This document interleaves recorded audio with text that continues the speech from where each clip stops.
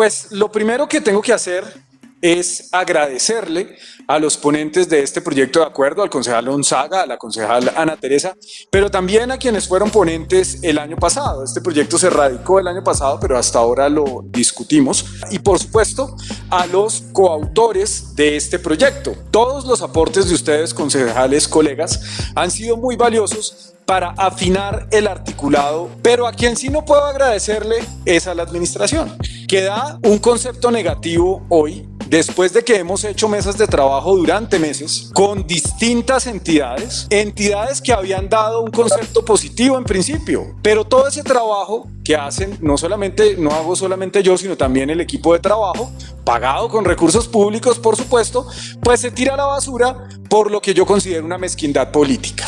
La razón por la que la administración da un concepto negativo no es otra que el hecho de que yo no sea un cargamaletas de la señora alcaldesa. Y se los digo con toda claridad, colegas. Lo que busca este proyecto de acuerdo es financiar el Estado. No importa cómo se llame el alcalde de turno. Es que los que creemos en un Estado fuerte, en un Estado que garantiza los derechos, pues también creemos en un Estado robusto y bien financiado, porque si no, ¿cómo se van a garantizar esos derechos? Entonces, no tiene ningún sentido que aquí venga la administración a decir hoy que el proyecto no es viable. Además, pues sí les digo, colegas, con una respuesta bastante mediocre en términos conceptuales. Pero bueno, hablemos puntualmente de este proyecto de acuerdo por medio del cual se determinan los lineamientos para el cobro por participación en plusvalías generadas por obra pública. Y tengo que arrancar hablando del valor del suelo. Y tenemos que referirnos a un debate planteado por el buen Marx, amigo de muchos, y no tan amigo de otros, pero amigo de muchos que lo queremos y lo llevamos en el corazón, sobre la justificación que tiene la participación del dueño de la tierra sobre la cadena de producción, aun cuando su rol pues simplemente se limita a la tenencia. Una discusión que no tendríamos si no se tratara, Colombia, pues de un estado en donde existe una tenencia privada de la tierra. Si viviéramos en una sociedad con una tenencia colectiva del suelo, o incluso en un modelo feudal donde solamente el príncipe es el dueño de la tierra, pues no estaríamos teniendo esta discusión. Ni siquiera la tendríamos en Hong Kong, en donde el suelo le pertenece al Estado. Fíjense ustedes, a pesar de que algunos dirán que es el paradigma del capitalismo y demás, el suelo está en manos del Estado. Y esta discusión de las rentas del suelo se desarrolla bajo el potencial aprovechamiento económico que puede tener ese suelo en condiciones urbanas. Así te voy a explicar cuáles son las condiciones que le dan valor al suelo. Primero tenemos las características propias del suelo. Adquiere un valor por su capacidad de producir. En la tierra pues feudal o en la tierra rural, en Colombia hay lugares donde aún existe el feudalismo en la práctica, pues el valor de esa tierra depende de lo que es capaz de producir, de su fertilidad. No es lo mismo tener una hectárea de tierra en esta sabana ubérrima en donde nosotros vivimos que tenerla en el desierto de la Tatacoa o tenerla en el Sahara. Pero aparte, hay otro factor que son las mejoras que adelante el propietario. Si el propietario interviene en ese terreno para darle valor, si construye, si eso se hace, por supuesto, el valor del suelo aumenta. Y también están las que son realizadas de manera colectiva. Y estas son acciones coincidenciales e históricas, y les pongo un ejemplo concreto, que es el Chicó. Cuando eso era la hacienda del señor Pepe Sierra, pues eso realmente no es que valiera mucho. Yo creo que hasta le habrán regalado pedacitos a las personas que cuidaban la tierra y demás. Pero resulta que ahora vale 30 millones de pesos el metro cuadrado en el Chicó. Y eso no es porque ustedes pues tiren una pepa de granadilla y salgan 50 árboles de granadilla, sino porque hay un acuerdo social de que es el mejor lugar para vivir. Y eso tiene que ver con haber querido apartarse de otras clases sociales y haber querido aislarse, en fin. Pero esa construcción cultural es la que define ese valor exorbitante del suelo. Y por último, por supuesto, están las acciones del Estado, que son las que nos importan a nosotros, colegas, como concejales y pues como representantes de la comunidad, porque esas acciones se pagan con dinero de todos los contribuyentes y esas acciones también generan un incremento en algunos casos muy importantes, en el valor del suelo. Y nuestra obligación es que no solamente se beneficie el propietario de esa propiedad, sino que se beneficie la sociedad en general. Y ahí es donde tenemos que utilizar las plusvalías para recapturar una parte de ese valor. Lo decía la concejal Bernal en su exposición, pues esto está claro en la Constitución. La propiedad privada tiene una función social que implica obligaciones. Así que pues incluso algunos autores hablan de que el Estado no recupere ese valor implica un detrimento patrimonial. Pues por más que patalee Camacol, es clarísimo que esto está en la Constitución y la ley.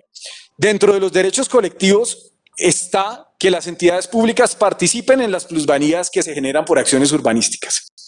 Y el Estado pues no debe limitarse solamente para algunos a capturar esto, sino que incluso podría quedarse con toda la ganancia. Y les pongo nuevamente un ejemplo bien capitalista, que es el MTR de Hong Kong, donde esa política del Rail and Property pues ha sido sumamente exitosa, capturando valor a través de los desarrollos inmobiliarios que se hacen alrededor de las obras de infraestructura y de transporte. Y la ley 388 en su artículo 87 es absolutamente clara cuando habla del aumento del valor del suelo por ejecución de obra pública. Así que es competencia de este Consejo desarrollar esos lineamientos y exigirle a la administración a través de un proyecto de acuerdo que empiece a cobrar esa platica que durante los últimos 30 años se ha perdido. Ahí vemos cuál ha sido el recaudo en los últimos 16 años. Este es un mapa de elaboración propia y vemos que esto básicamente pues es nimio. No hemos recogido prácticamente nada por concepto de plusvalías. Han sido unos recaudos muy modestos y eso tiene que cambiar. El año que más se recogieron fueron algo así como 33.000 millones de pesos en la administración de Samuel Moreno, y hay otros años en que el recaudo ha sido muy bajo, pero eso claramente no se corresponde con el boom inmobiliario que la ciudad ha vivido en las últimas 2 décadas. Entonces, pues bueno, esta es una fuente de recursos que debe complementarse con otros instrumentos de captura de valor, y termino explicando algo que es muy importante, porque yo creo que a veces en estos temas que tienen una cierta complejidad técnica hay cosas que no quedan claras. Esto no es un nuevo tributo y esto de ninguna manera es algo gravoso para las personas comunes y corrientes. Si doña Pepita tiene una tienda y le hacen una estación de metro enfrente, genere minusvalía o plusvalía o genere lo que genere, eso es otra discusión, doña Pepita no va a pagar nada. El momento en el que se cobra este tributo es en el momento en el que se vende el inmueble o en el momento en el que se hace la solicitud de una licencia de construcción. Ahora, si doña Pepita se gana el baloto y decide desarrollar en su predio un edificio de 20 pisos, pues tendrá que pagar, porque pues es una rentista del suelo. Pero de ninguna manera las personas van a pagar ahí porque sí, porque vivan ahí. Esto no es una valorización y tampoco hay una doble tributación, porque es muy claro que no se aplica esto en donde ya se haya aplicado el cobro por valorización. Entonces eso es para dejar algunas claridades, porque quizás algunos colegas tengan inquietudes sobre esto. ¿Y qué va a pasar con los dineros? Pues esto también ya lo define la ley.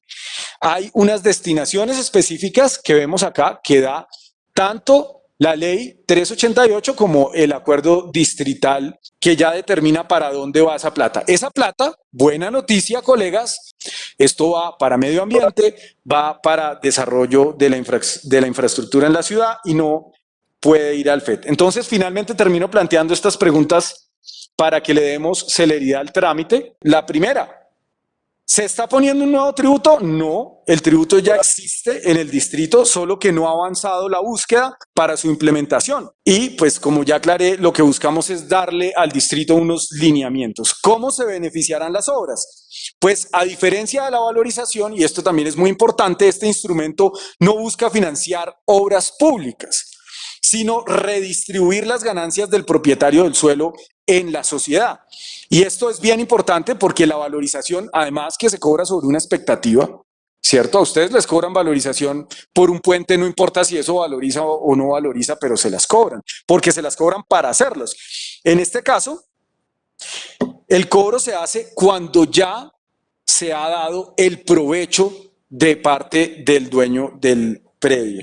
¿Y cómo se calculan las plusvalías generadas por obra pública? Pues existen métodos para determinar el efecto de ciertas obras en el suelo y por supuesto es la administración quien debe desarrollar esa metodología. Eso no nos corresponde a nosotros. Si nosotros pudiéramos, pues encantados, pero no tenemos ni los recursos técnicos ni tampoco la competencia. Es la administración la que debe definir esa metodología. Entonces, bueno, pues yo dejo por ahí, señora presidenta. Muchas gracias, colegas, por la atención y los invito a que acompañen con su voto positivo este proyecto de acuerdo. Muchas gracias.